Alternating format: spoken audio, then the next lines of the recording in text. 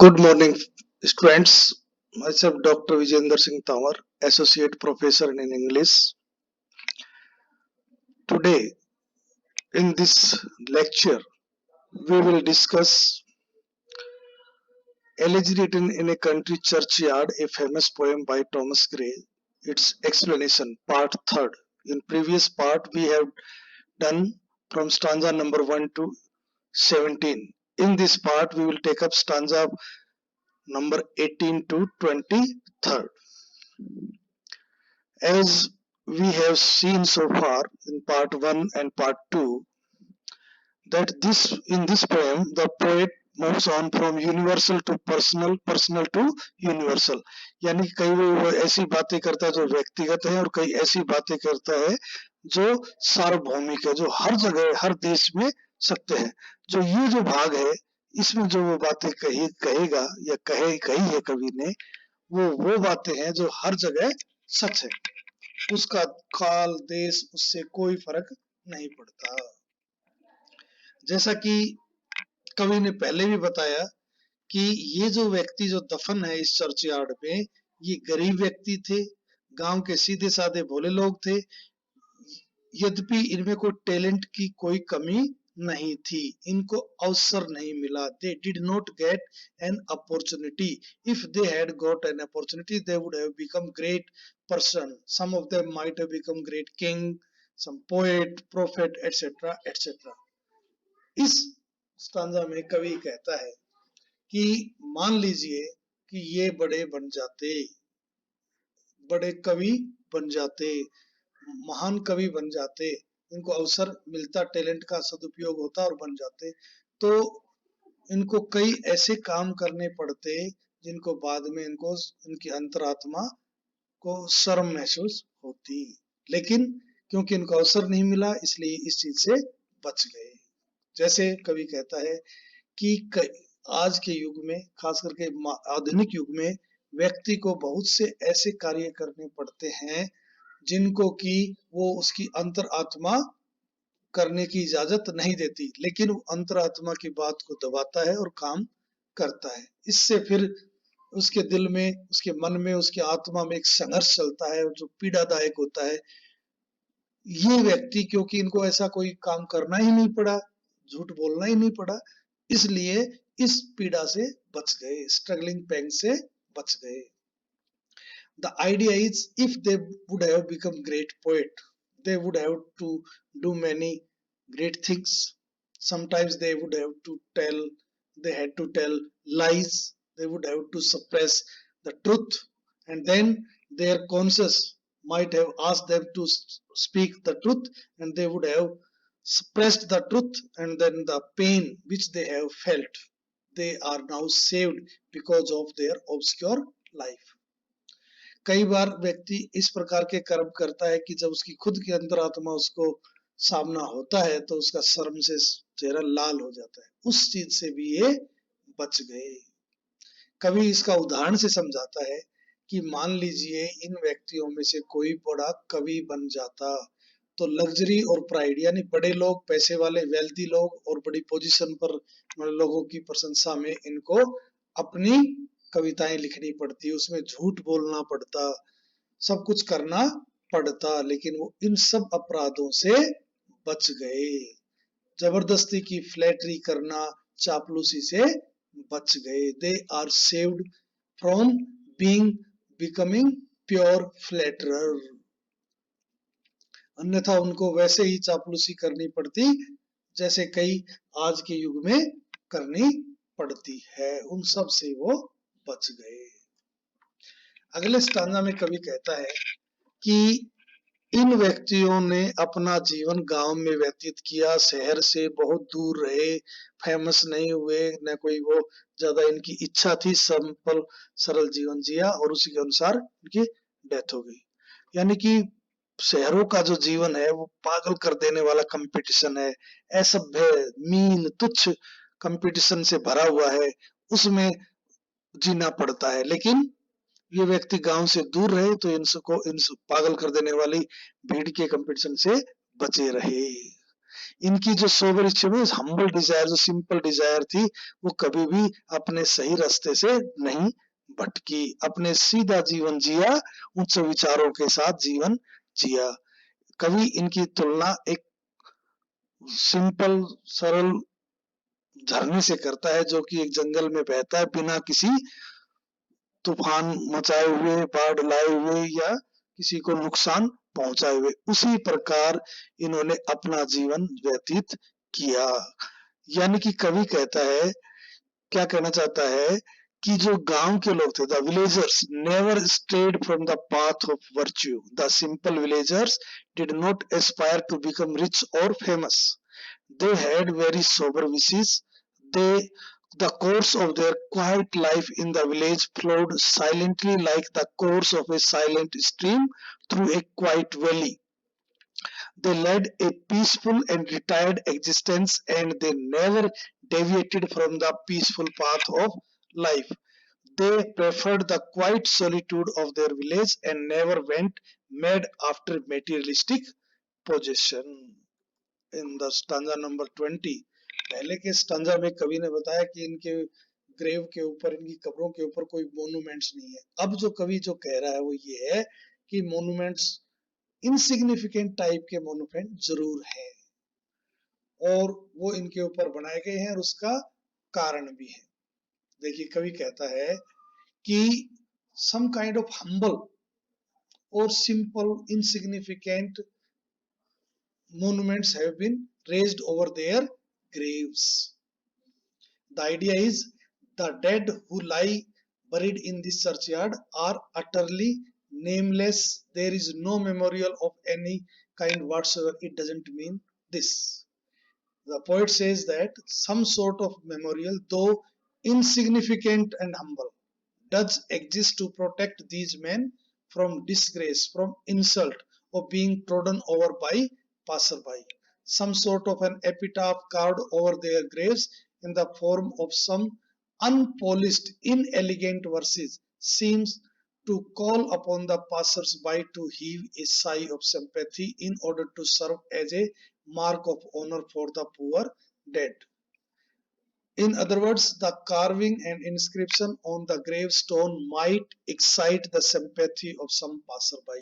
यानी कोई उनके पास से गुजरे तो उससे रिक्वेस्ट करे कि भाई थोड़ा सा सहानुभूति दिखाइए, यहाँ पर किसी की कब्र है। मतलब कि अनरिफाइंड राइम, थोड़ी सी डेकोरेटिव कोई पीस, इस प्रकार की चीजें उनकी कब्रों पर हैं, जो कि आने जाने वाले से ये उम्मीद करती है कि वो अपने सहानुभूति इनके प्रति दिखाए। अब जो ये जो चीजें हैं डेकोरेशन, और उसके अलावा उनकी कब्रों पर नाम और डेट ऑफ बर्थ और डेट ऑफ डेथ भी लिखे हुए हैं, लेकिन लिखने वाले जो व्यक्ति हैं कोई एक्सपर्ट नहीं है, वो सिंपल ऑर्डिनरी विलेजर्स हैं, अनएजुकेटेड कह सकते हैं, जो कि परफेक्ट नहीं है, काम चलाओ जिसको अपन मोटी भाषा में, जनरल भाषा में कह सकते हैं। कि इसका मतलब ये है कि इनके ऊपर इंप्रेसिव मोन्यूमेंट्स नहीं है, जैसा कि रिच व्यक्तियों के कब्रों के ऊपर होता है। सिंपल टाइप है, जो कि इनकी नाम के बारे में, उनकी date of death, date of birth, इनकी सूचनाएं दे रहे हैं। द आइडिया इज कि unlike the pompous epitaphs inscribed on the impressive monuments of the rich and affluent, the tombs of these poor and unknown villagers have only a simple inscription giving the names and the years of their birth and death.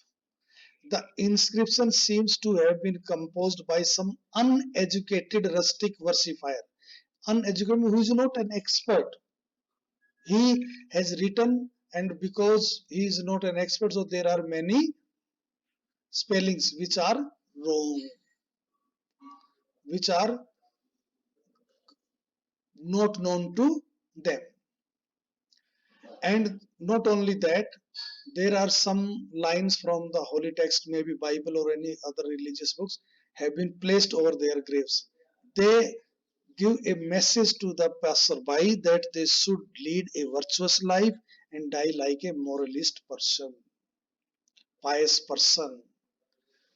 The idea is these holy texts serve to teach the village peasants, means any person who happens to look at these graves, who desires to live a life of virtue and purity, how to die like a pious man. In other words, these small sayings scattered over their tombs give spiritual consolation to the rustics and inspire them to meet death cheerfully.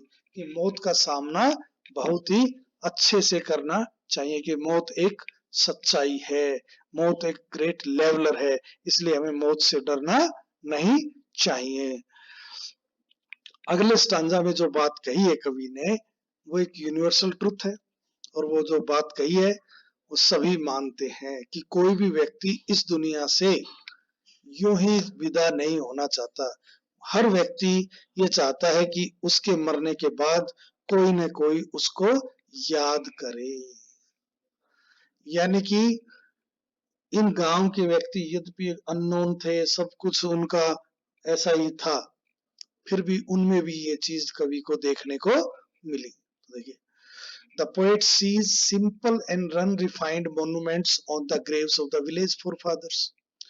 In them he finds the symbol of a universal human desire. The poet says that not only the rich but the poorest of the poor also desires to be remembered after death. The poor villagers lived a very simple and obscure life, but even these poor villagers did not want to fall a prey to dumb forgetfulness after their death. यानी कि वो भी ये नहीं चाहते थे कि उनको पूर्णतया भुला दिया जाए। कवि कहता है कि ये जीवन जो है, इसमें दुख भी है, सुख भी है, कितने भी दुख हो फिर भी हम आसानी से इस जीवन को त्यागना नहीं चाहते। Nobody, और जो भी while making his exit from this bright sunlit world could ever reconcile himself to being completely forgotten. Every dying man casts a regretful look upon this world and wishes to be remembered after his death in some form or the other. हर कोई चाहता है कि कोई इसको याद करे किसी न किसी रूप में। What the poet means to say is that a dying man will no doubt be the victim of oblivion. मतलब भूला दिया जाएगा डेविड, उसको भी पता है कि कुछ समय के बाद कोई याद नहीं करेगा, फिर भी but he wants that a memory of him should remain in the form of a memorial or an elegy or an engravings on his tombstone. उसके ऊपर कुछ न कुछ रहे जो उसकी मौजूदगी को बताए कि हाँ ये फला व्यक्ति इस दुनिया में कभी आया था।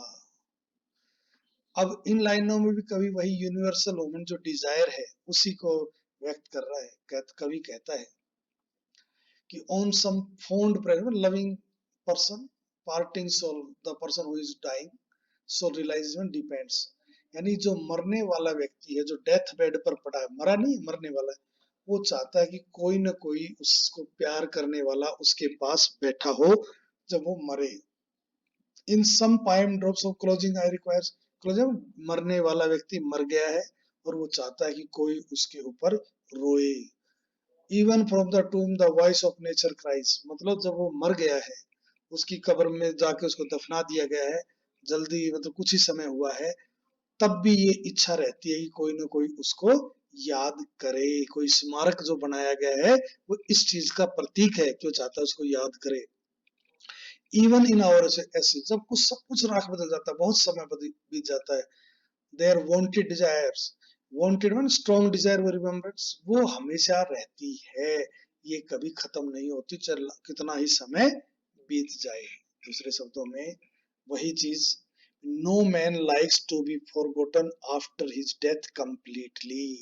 ए dying man wants some near and dear one to be by his side. He wants to see some pious tears, holy tears in the eyes he is parting from. In other words, the presence of a loving friend or a relative by the bedside is a great comfort to a dying man. The dying man needs the tears of affection and sympathy from his near and dear ones.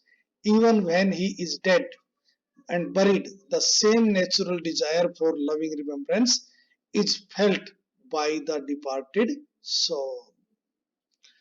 even when our bodies are turned to dust, this loving desire for remembrance is keenly felt. What the poet means to say is that human nature is such that man likes to live in the memory of those who are left behind in this world.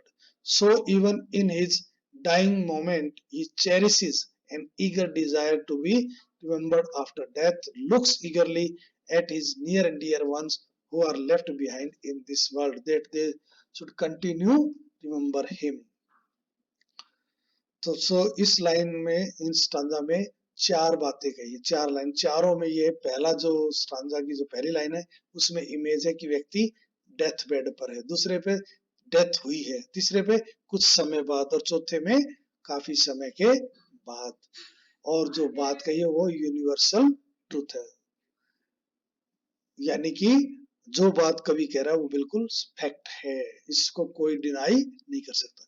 इसके बाद stanza 24 से ज्यादा जो अपने 32 तक जो stanzas हैं उसमें कवि अपनी व्यक्तिगत बात बताता है, बहुत ही सिंपल है, और वो एक कहानी टाइप है कि किस प्रकार वो घूम रहा है, कोई उसी की नेचर का व्यक्ति घूमता हो उसके बारे में इंक्वायरी आएगा, फिर कोई बूढ़ा व्यक्ति जिसने थॉमस ग्रो को देखा था वो उसको बताएगा कि वो ऐसे करता था, जंगलों में जाता था, वहां घूमता था, ऐसा गरीब था, कभी हंसता था, कभी अपने आप रोता था, इस प्रकार का जीवन जीता था, उसको कभी प्रसिद्धि नहीं मिली, कभी पैसा नहीं मिला, लेकिन भगवान का शुक्र उसको एक दोस्त मिला, और अब उसके बारे में कुछ मत जानो, उसके जो भी पाप है वो माफ कर देगा भगवान, और जो उसका पुण्य है उसका उसको फायदा मिलेगा। इस प्रकार इस पोएम में समाप्ति हो जाती है, इसमें और वो नहीं है। इसके अलावा दो क्वेश्चन मैंने आपको दिए हैं, एक एलेजी का क्रिटिकल अप्रिसिएशन और दूसरा इसमें रोमांटिक और क्लासिकल एलिमेंट्स, उसमें भी अगर कोई आपको प्रॉब्लम है तो आप मुझसे पूछ सकते हैं। Thank you very much.